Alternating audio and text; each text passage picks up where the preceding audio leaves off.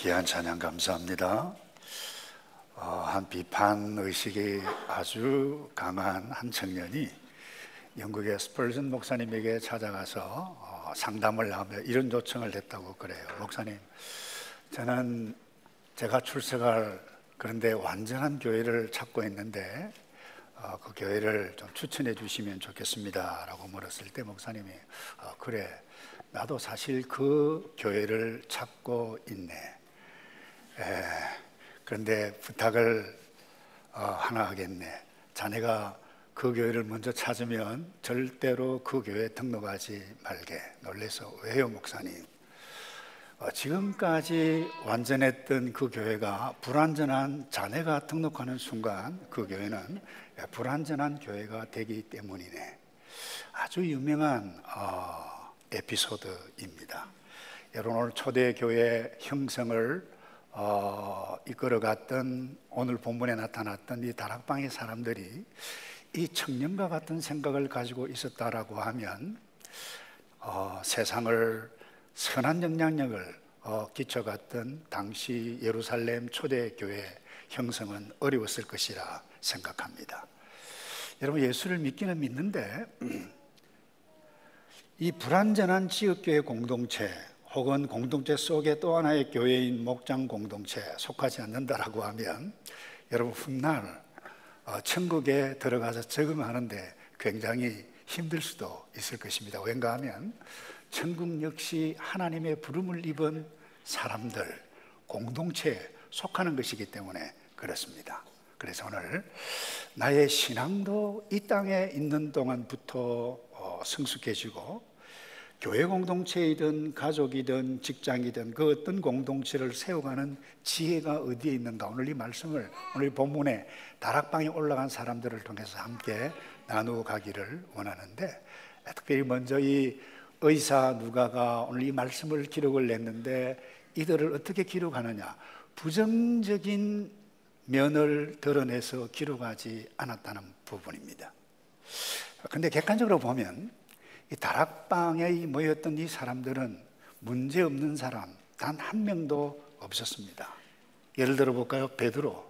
그런 예수님이 가장 외롭고 힘들 때 어린 여종에게 나 예수님 모른다 3번씩이나 부인했던 배신자였습니다. 여러분, 도마 아시나요?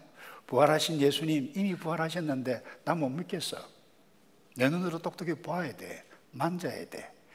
다시 자기의 이성과 경험 중심의 믿음이 없는 사람이었습니다. 그런가 하면 빌립을 기억하시나요? 베세다 들판에서 너희들이 이 사람들에게 먹을 것을 주라고 그랬을 때에 머리가 계산이 팍 돌아갔어요. 아니, 우리가 돈이 있다 한들 이 많은 사람들을 먹일 빵을 도대체 어디 가서 구한단 말인가 믿음이 없었어요. 뿐만 아닙니다. 이 요한 야고보의 형제 예수님께서 어떤 별명을 지어주시느냐, 보아느게. 이 말은 성질이 불칼 같아서 과격한 사람들, 우리의 아들이라고 하는 그런 표현을 가지고 있는 의미입니다. 그런가 하면 오늘 본문에 여인들도 등장하죠. 예수님의 형제들도 나와서 그 예수 처음 믿지 않았습니다. 이 여인들은 어떤 여인들이었습니까? 예수님께서 죽은 줄 알고 부활하신 주님을 그 시체에 향품을 바르기 위해서 갔던, 한마디로 이야기하면 믿음이 없었던 여인들, 문제투성이였습니다. 그런데 의사 이 누가는 이런 그들을 두고 어떻게 기록합니까? 13절에 그들은 예루살렘 안으로 들어와서, 다시 이야기합니다. 그들은 예루살렘 안으로 들어왔다. 자기가 묵고 있던 다락방으로 올라갔다. 예수님 없어요. 고향으로 돌아가야만 했습니다. 엠마오 두 제자 고향으로 갔었습니다. 그런데 의사 누가는 여기에 있었던 사람들을 예루살렘 안으로 들어와서 다락방으로 올라갔다, 예루살렘을 떠나지 않았다는 거예요. 그리고 다락방에 올라갔다라고 기록한 것은 중요한 의미가 있습니다. 왠가 예수님께서 예루살렘 떠나지 말고 내가 약속한 것을 기다리라, 그 약속대로 기다렸던 사람들, 그들은 예수님 계시지 않았어요. 그 당시 이들 다락방에 과거에는 있었고 예수님의 임재를 경험했지만 이제 예수님이 없어요. 근데 이들이 여전히 함께 했던 이유는 약속의 말씀을 붙잡고 예수님을 바라보았던 사람들, 지난주 나눴습니다마는 한마디로 교회였다는 것입니다. 근데 의사 누가는 다락방으로 올라간 사람들이라 기록했을 뿐만 아니라 그 다음에 어떻게 기록하고 있는가 하면 14절에 우리 다 같이 함께 읽어볼까요? 시작. 그들은 모두 예수의 동생들과 함께 한 마음으로 기도에 전념하고 있었습니다. 여러분, 이들이 무엇을 했고 어디를 올라갔고 했던 것을 기록했습니다. 여러분, 프랑스의 철학자 사르트르라고 하는 분이 있는데 이분이 아주 재밌는 이야기를 했어요. 인생이라고 하는 것은 birth, 출생이죠. death, 죽음이죠. 그 사이에 있는 choice다, 그런 말을 했습니다. 인생이라고 하는 것은 출생과 죽음 사이에 있는 나의 선택들로 이루어진다. 그런데 중요한 것은 내가 어떤 사건, 어떤 사람, 무엇을 선택하느냐에 따라서 우리의 인생이 달라집니다. 여러분, 저와 여러분이 가정이 행복하고 직장생활 살아가는 것이, 교회 속에서 신앙생활을 해가는 것이 행복하느냐, 불행한 삶을 누리며 살아가느냐, 어디에 달려 있느냐? 나의 선택에 달려 있다는 것입니다. 어떤 사람은 왜 이렇게 나는 불행할까? 라고 생각합니다. 그러니까 말끝마다 쉴 새 없이 불만을 터뜨리고 그 사건을 이야기하더라도 부정적으로 이야기하고 쉴 새 없이 부정적인 언어를 막 행해갑니다. 여러분 아시나요? 세상은 악합니다. 이 말은 사람이 악하다는 거예요. 이 말은 문제투성이, 불행한 일들이 끊임없이 나에게 우리 주변에 일어나고 가만히 있으면 이 불행들은 우리에게 고개를 내밀기 마련입니다. 그러나 이런 인생의 여정 현장 가운데서도 행복을 누리는 사람은 다릅니다. 의도적으로 내가 행복을 선택하는 것입니다. 마음에 안 드는 사람일지라도 내가 행복한 마음을 선택하는 것입니다. 여러분, 세상을 부정적으로 보는 사람이 행복할까요? 부정적으로 서로 가족들을 쳐다보는 그 가정이 건강하고 아름다울까요? 아니면 긍정적으로 장점을 보고 좋은 면을 보고 긍정적으로 해석하는 사람이 행복할까요? 대답 안 하셔도 돼요. 여러분, 사탄이라고 하는 존재, 악한 존재는 사람들의 못난 점, 그리고 죄를 덜추어냅니다. 그리고 정죄하지만 하나님은 우리의 연약한 점, 그 허물을 덮기 위해서 오셨어요. 죽으셨어요.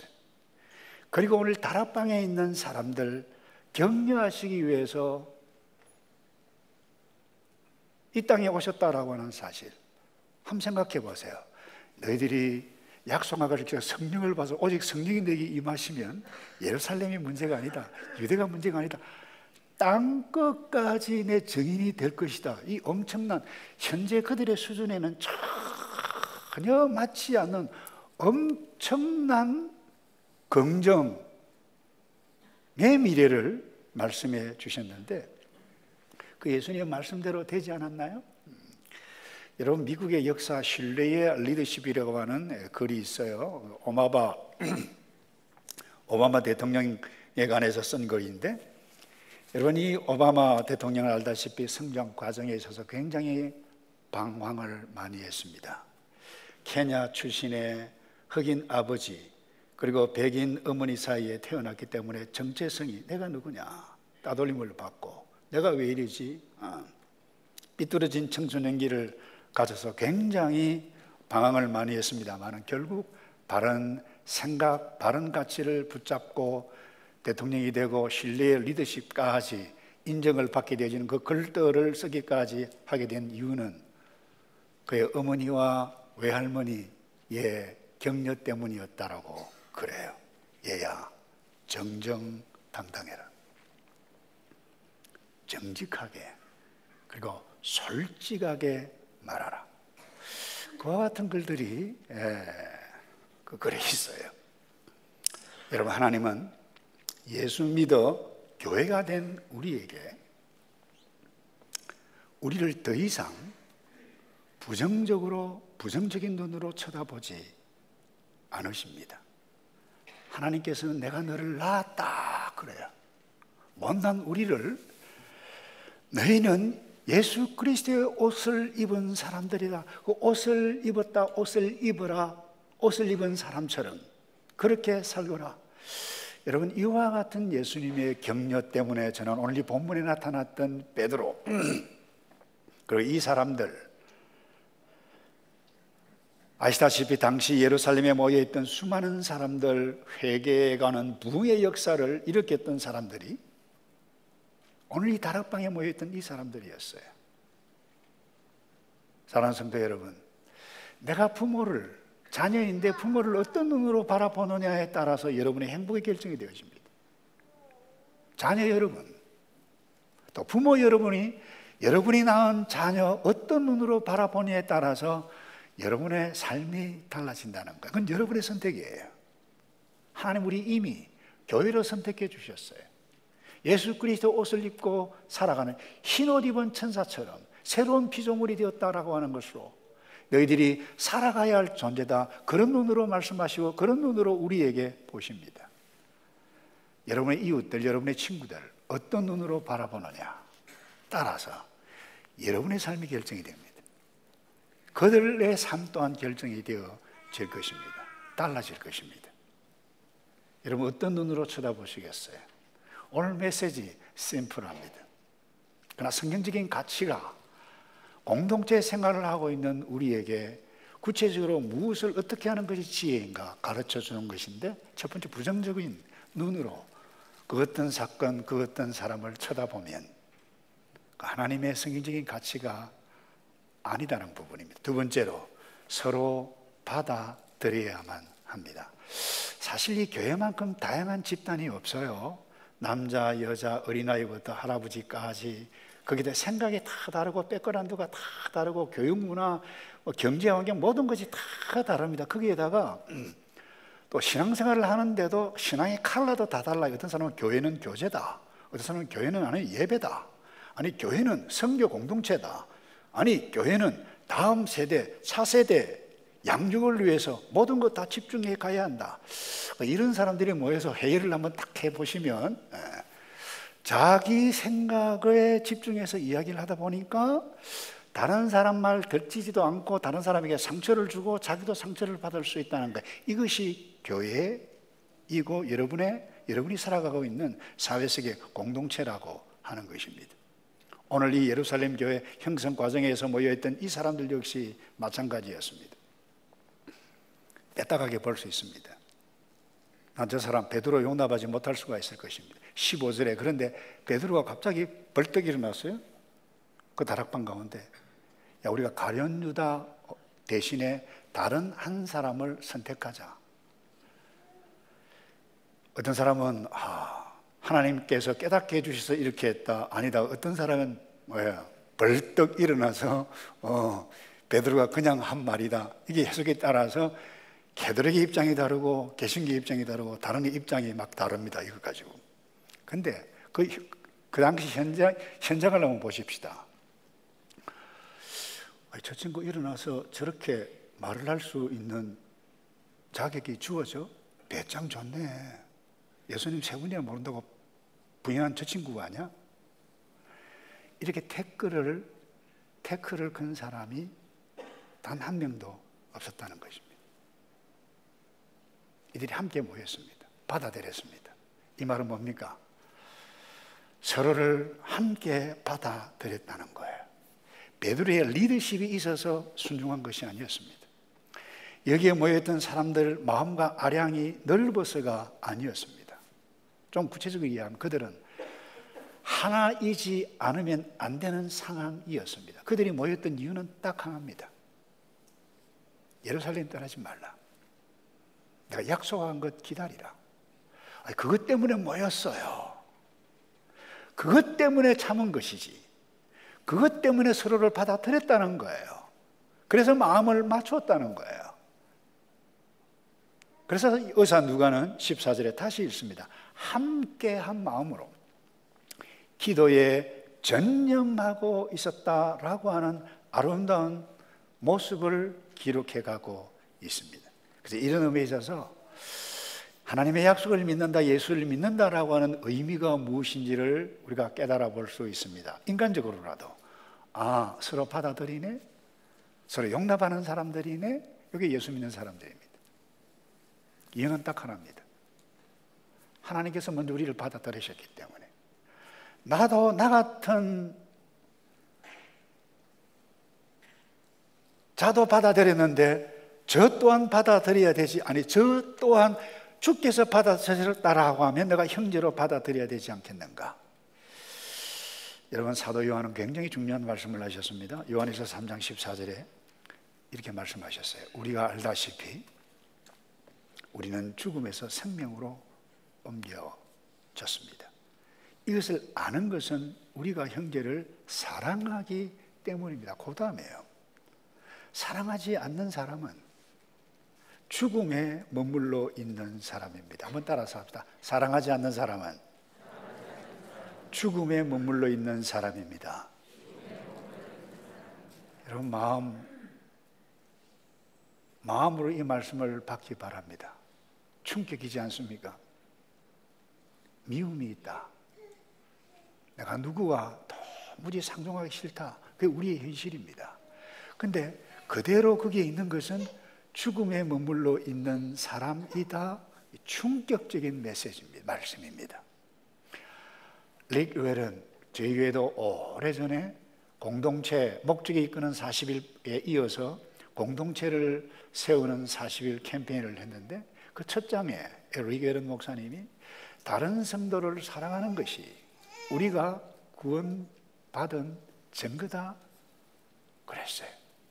사도 요한은 한 걸음 더 나아가 이렇게 권면합니다.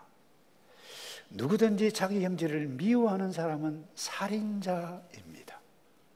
충격적인 메시지입니다. 여러분이 알다시피 살인자는 누구든지 그 안에 영생을 소유하지 못한 사람. 무슨 말이에요? 내 마음에 미움이 있고 갈등이 있고 저 인간 이를 우르륵 앓는 것은 구원이 아니라는 거예요. 회복이 아니라는 거예요. 그 안에 영생을 소유하지 못한 사람이다. 우리에게 그야말로 따가운 메시지가 말씀이 아닐 수가 없습니다. 이 가운데 사람을 죽이기를 원하는 사람은 단 한 사람도 없으리라 생각합니다. 그런데 여러분이 악한 영에 사로잡히면 미워하는 생각이 나타날 수가 있습니다. 우린 영적인 전쟁을 치르는 사람들이라고 그랬어요. 우리 권사님이 기도하시는데 세목장 편성하는데 혼란이라고 하는 단어를 쓰시더라고요. 그게 우리 현실일 수 있습니다. 혹시 여러분 가운데 새로 편성되는 목장 나 안 들어갈래 이런 마음 가진 분이 없겠지만 혹시 계신다면 마음을 바꾸시기를 바랍니다. 근데 새로운 목장에 딱 들어왔는데 함께 하기 싫은, 죄송해요, 그 인간이 거기에 있는 거예요. 그래서 난 안 갈래. 이런 생각을 갖게 될 상황이 안 오기를 바라지만 있을 수도 있을 것입니다. 그때 어떻게 하시겠어요? 내가 구원 얻은 증거를 실험하는 절호의 찬스라고 생각하시기 바랍니다. 예수님은 우리가 가장 약할 때도 우리를 사랑하셨고 받아들이셨기 때문입니다. 로마서 5장 8절을 기억하나요? 그러나 우리가 아직, 이 말은 여전히 죄인이었을 때 그리스도께서 우리를 위해서 죽으심으로 하나님께서는 우리에 대한 그분의 사랑을 나타내셨습니다. 우리가 악한 일을 하고 있었을 때, 순수하지 못한 동기, 나쁜 모습으로 하고 있었을 그때 이미 예수님께서 나를 위해서 죽으셨고 받아주셨다는 거예요. 그래서 여러분 로마서 15장에는 이렇게 말씀합니다. 그러므로 그리스도께서 하나님의 영광을 위해 우리를 받아주신 것처럼, 여러분 예수님의 수준과 우리의 수준, 예수님의 제자들 수준, 세리의 수준 맞을까요? 맞지 않습니다. 그런데 하나님의 영광을 위해서 우리를 받아주신 것처럼 여러분도 서로 받으십시오. 여러분 우리가 데이트를 하건 결혼을 하건 신앙생활을 하건 인간관계를 맺게 되실 때에 빅 챌린지, 갈등, 어려움 오기 마련입니다. 상처를 줄 수도 있고 받을 수도 있습니다. 근데 중요한 것은 내가 사람을 만나지 않으면 상처 받을 일도 줄 일도 없어요. 내가 공동체에 들어가지 않으면 이와 같은 일이 일어날 수가 없어요. 나 혼자 가만히 있으면 nothing happen. 그게 천국입니까? 그게 신앙생활입니까? 그 인간의 삶이 아니에요.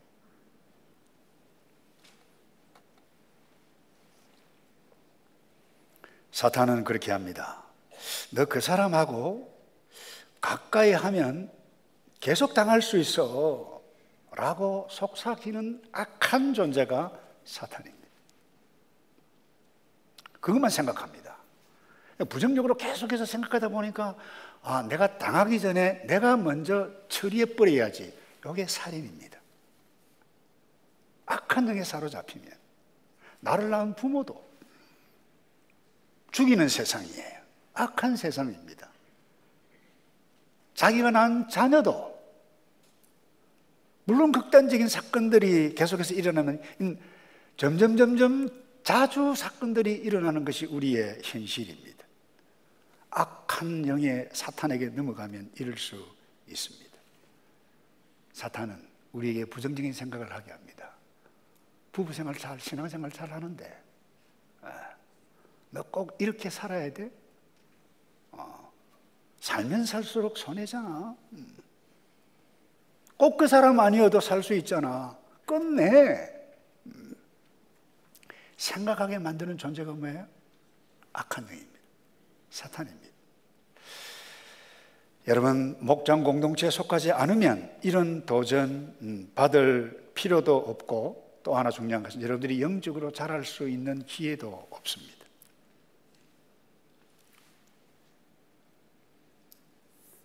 예수님은 수준 맞지 않은 세리 죄인들의 친구가 되셨습니다. 예수님께서 우리를 받아들이신 것처럼 마음에 안 드는 가족, 마음에 안 드는 친척, 마음에 안 드는 자녀, 마음에 안 드는 형제, 마음에 안 드는 직장생활, 이것을 예수님 그 약속을 바라보는 예수 믿는 사람이 걸어가는, 받아들이는 자가 예수 믿는 자라고 하는 사실. 그래서 저와 여러분이 영적 거장, 영적 성숙을 향해서 달려가는 저와 여러분 되기를 주님의 이름으로 축복합니다. 마지막으로요, 서로 배려하는 것입니다. 부정적인 눈으로 바라보는 것뿐만이 아니라 받아들이는 것뿐만 아니라 한 단계 더 나아갑니다. 배려라고 하는 것은 무엇입니까? 상대방을 위해서 무엇을 하는 일을 두고 이야기합니다. 여러분 120명이나 되는 이 사람들 함께 신앙생활 하는데 얼마나, 여러분 다락방이라고 해서 우리 한국에 여러분들이 집에 있는 다락방, 2층 다락방 그런 수준으로 생각하면 곤란합니다. 예루살렘에 방문한 기회가 있었습니다만 그 가이드에 안내하면 꽤 커요. 그럼에도 불구하고 이 120명이 그 좁은 공간에 함께 먹고 자고 성령이 임하기까지 거기에 기다렸습니다. 여러분 함께 먹고 캠핑 생활 하루는 좋은데 2, 3일 한번 해보세요. 더 구체적으로 이야기를 안 해도 될 거예요. 어떤 숱한 문제들이 다 일어납니다. 함께 공동체 생활을 했어요, 이들은. 여러분 우리가 인간은 한계가 있는 존재입니다. 내가 하나님의 백성이다라고 인식을 하더라도 참는 데에 한계가 있는 것이 우리의 현실입니다. 그때 끊임없이 우리의 나의 현실을 초월해가는 가치, 이 가치를 붙잡지 않으면 그 어떤 갈등의 상황 뛰어넘기가 어렵습니다. 그것이 무엇입니까? 이미 말씀드렸어요. 예수님의 약속입니다. 예루살렘을 떠나지 말고 너희가 들은 대로 내 아버지가 약속하신 선물을 기다리라. 이것은 이 땅의 상식이 아닙니다. 예루살렘에 있기, 그 다락방에 있기 싫어요. 떠나고 집에 가고 싶어요. 그러나 초자연적인 예수님께서 약속하신 그 말씀이, 그 가치를 붙잡았기 때문에 이들은 떠나지 않았습니다. 이것은 이 땅의 상식이 아닙니다. 사람들의 논리가 아닙니다. 초자연적인 예수 그리스도의 약속입니다. 대부분 사람들은 예루살렘을 떠나 엠마오로 갔던 두 제자도 있지 않습니까? 고향으로 도망가야 할 사람들이었습니다마는 다락방에 함께 모이게 했던 것은 딱 하나입니다. 예수님께서 말씀하셨던 약속입니다. 또 하나, 성선하신 모습을 이들이 보고 있었을 때 곁에 있던 천사가 이들에게 말했습니다. 갈릴리 사람들아, 놀라지 말아라. 너희들이 무엇을 보느냐? 지금 올라가신 예수 그리스도 본 그대로 다시 그분께서 오실 것이다. 재림의 약속입니다. 이 사람들이 어떤 사람들이고 교회가 무엇입니까? 이 초자연적인 약속,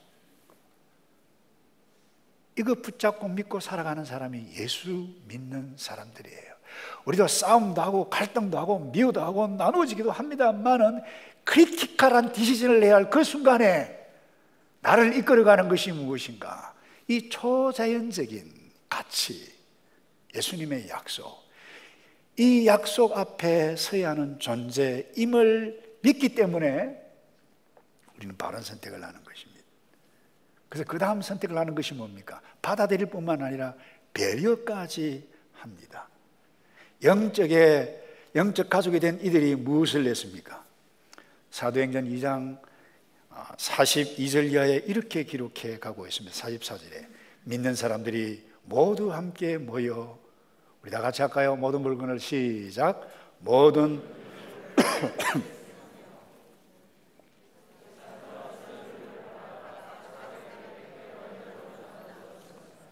자, 각 사람에게 필요한 대로 어떻게 했다고요? 이게 배려입니다. 1세기 오늘 이 사람들은 대부분 가난했습니다. 그런데 베드로의 메시지를 듣고 뒤늦게 예수를 믿고 조인했던 사람들, 그 가운데는 부자도 많았었습니다. 대표적인 사람이 바나바였습니다. 와보니까 가난한 사람들이 많아요. 그래서 했던 일이 뭡니까? 땅을 팔았습니다. 사도들 앞에 내어놓았습니다. 이러기가 쉽지 않습니다.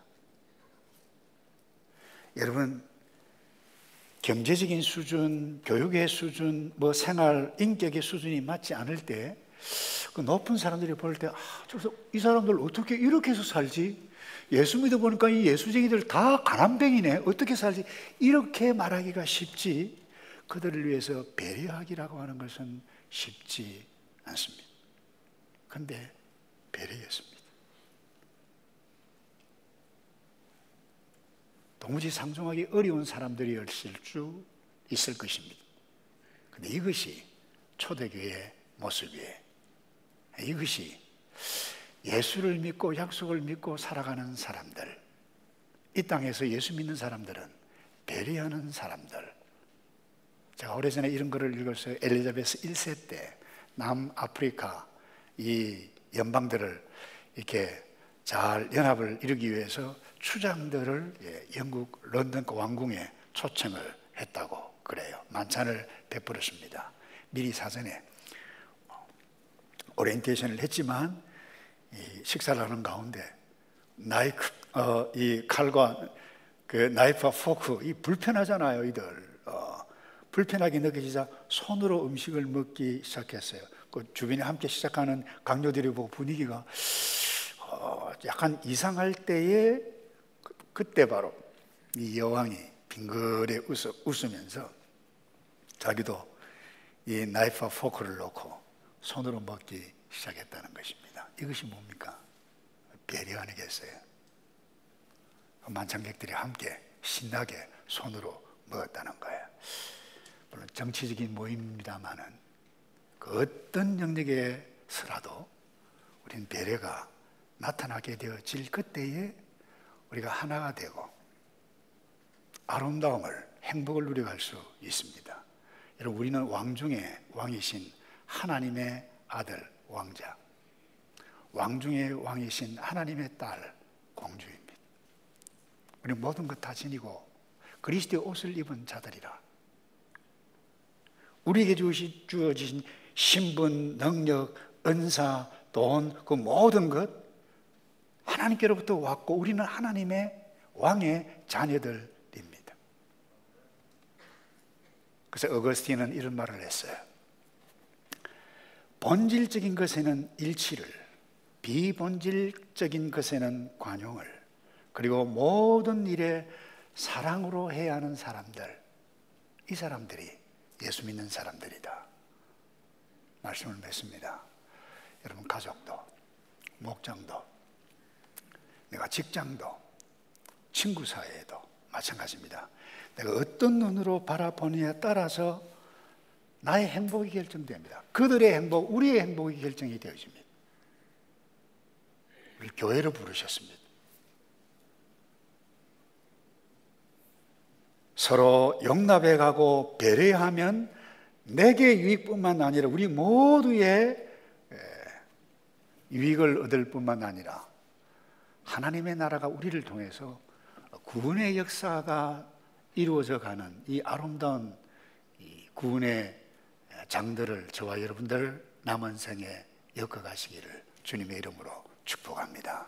아멘. 기도하겠습니다. 아버지, 우리를 살려주셨는데 새롭게 산 사람처럼 하나님께서 나에게 베풀어 주신 그 사랑 나누어 구원을 누려가며 감사를 누려가며 회복을 누려가며 이 악한 세상이지만 교회를 경험해 가고 구원과 회복을 경험해 갈 수 있도록 아버지 우리를 도와 주시옵소서.